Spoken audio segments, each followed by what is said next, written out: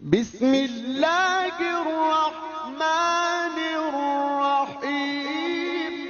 اس روز ہم جہنم کو کافروں کے سامنے لائیں گے جن کی آنکھیں میری یاد سے پردے میں تھیں اور وہ سننے کی طاقت نہیں رکھتے تھے۔ اب کیا کافر یہ خیال کرتے ہیں کہ وہ میرے بندوں کو میرے سوا اپنا کارساز بنائیں گے تو میں خفا نہیں ہوں گا؟ ہم نے ایسے کافروں کے لیے جہنم کی مہمانی تیار کر رکھی ہے۔ کہہ دو کہ ہم تمہیں ایسے لوگ بتائیں جو اعمال کے لحاظ سے بڑے نقصان میں ہیں۔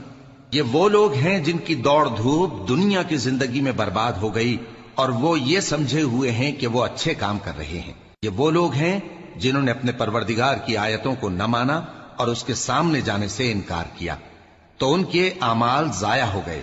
سو ہم قیامت کے دن ان کے لیے کچھ بھی وزن قائم نہیں کریں گے۔